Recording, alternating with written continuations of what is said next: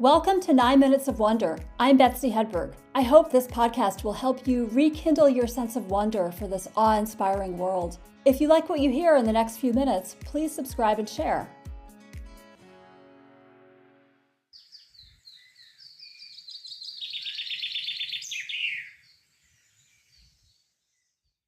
I don't know what kind of bird that was, but I recorded that little clip on São Miguel Island, the largest of the Azore Islands, where I was a couple weeks ago. And when I was there, I was thinking about how magical bird songs are, and I thought, well, I'll talk about that with all of you. Do you notice songbirds where you live? Do you recognize their songs, and can you identify what kind of bird it is? It doesn't matter if you can't, because even if you don't have a clue who's singing, you probably like what you hear much of the time. And as I'll talk about in a few minutes, hearing birds sing is good for us and can definitely inspire wonder, as you've probably already discovered if you've paid any attention to them. So before I talk about that, what do I mean by songbirds anyway? Of course, birds who sing, right? And they're birds who you might see singing in the trees or maybe on the ground. But we're not talking about geese and ducks and those other large birds who will call to each other as they fly, but they don't do what we generally consider to be singing, right? However, a crow, did you know, is also technically a songbird. And as you probably know, crows typically sound like this. I love crows, but it's not the most beautiful song, right? So you don't have to sing beautifully to be considered a songbird. There are actually some scientific criteria, and if you want more information about that, I'll leave an article in the notes where you can learn more. From now on in this episode, I'll often just say bird, but you know I'm talking about songbirds. By the way, you might have heard about birds singing and birds making calls, and songs and calls are not the same. This is a clip of an American robin making a call. Calls like this signal danger or can keep the birds in touch with each other when they're flying. But as you know, if you live in North America, and actually, as you might also know from the European version or maybe other parts of the world, the robin's song is much nicer on the ear, and at least in North America is a classic sound of spring and early summer. Here's the American robin's song.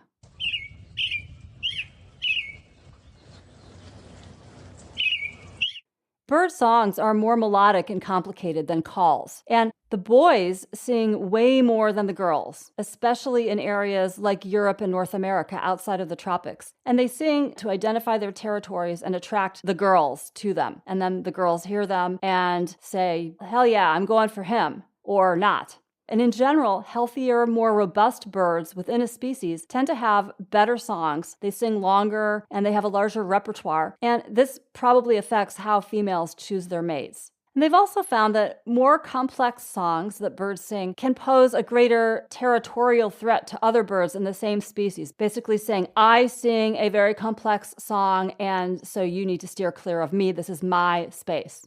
Of course, there are various theories about why birds sing, and we obviously can't ask the birds. So we have to do our best, and ornithologists and other scientists have to do their best to just listen to the bird songs, record them, and come up with their own ideas. And we can come up with our own ideas and theories about why birds sing. Why is just one question, because when you think about it, right, like how do they learn to sing? I think that is actually a more awe-inspiring question. And researchers have studied this question too, of course. Songbirds learn how to sing very early in their lives, much as we learn to speak very early in our lives. And if we don't, for some reason, we're in trouble. And if we don't learn how to speak another language, like say, if we grew up speaking English and then we did not learn how to speak Spanish when we were little kids, it'll take us longer to learn Spanish and we'll always have an accent. An early experiment on songbirds from the 1950s showed that birds raised in captivity without hearing any other birds singing learned to sing abnormally, and their songs didn't sound quite right. But if the birds were played a recording of adult birds of their own species singing, the baby birds did learn how to sing normally. So they learn from listening to adult birds of their own species when they're very young. Baby birds have an innate ability to recognize the songs of their own species as opposed to other species. So you might say, well, there's a forest and there's like 25 kinds of birds. How do the babies know who they should be paying attention to? It's just innate, apparently. And the baby birds get more excited when they hear adult birds of their own kind, even if there are many types of birds around. When they're first learning to sing, baby birds start babbling, just like human babies do, like blah, blah, blah. It's not a real song, but it's just the beginning of vocalizing. And over time, their songs become more clearly aligned with the songs that their parents sing and that other birds of their species sing, until eventually they can sing those same songs. Another cool thing is that songbirds can sing in different dialects depending on the neighborhood where they live, the locale where they live. And, similar to how people speak with different accents or different dialects depending on where they grew up. You've also probably heard about birds who mimic other birds. Some examples are the song sparrow, the European starling, the mockingbird, and the brown thrasher. The brown thrashers, their songs are just really great, and they can sing well over 1,000 songs. And many of those songs are the songs of other species. So listen to this brown thrasher for a minute.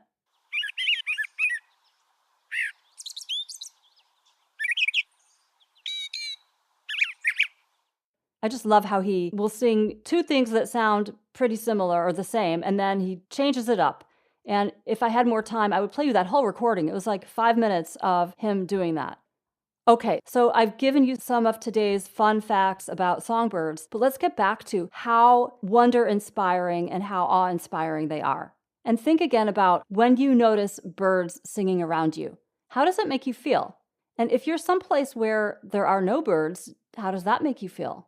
And of course, social scientists, like psychologists, have studied how people react to birdsong. And it's probably not surprising that people really like to hear birds sing in general. In one study, when people reported seeing or hearing birds, they said that they felt better, and their enhanced mental health lasted for many hours. In another study, people reported feeling less depressed and anxious after listening to birds singing, and they reported even more positive feelings when they heard a greater variety of birds. And in the same study, another group of people listened to traffic noises, which made them feel more depressed. It may be that bird songs signal safety and make us feel safe, like all is well in the forest. And really, if you think about it, if you're walking in a forest and you don't hear any birds, that is kind of creepy, right? And it actually could be a sign of danger because the birds stop singing when they want to hide. Sometimes they call loudly to alert other birds to danger, but sometimes they're just silent. So we humans may have evolved to respond positively to singing birds for this reason. Isn't that cool? And of course, being in nature, especially in a place where there are a lot of birds singing, is simply delightful and can spark joy in us. I think most of us would agree with that. And so I encourage you to listen for the birds the next time you go outside. I know that if you live in the city, it may be harder to hear them, or you might not have birds immediately outside your door, but there've got to be some around somewhere, and take a little walk and listen for them. And of course, look for them too. They're fun to watch.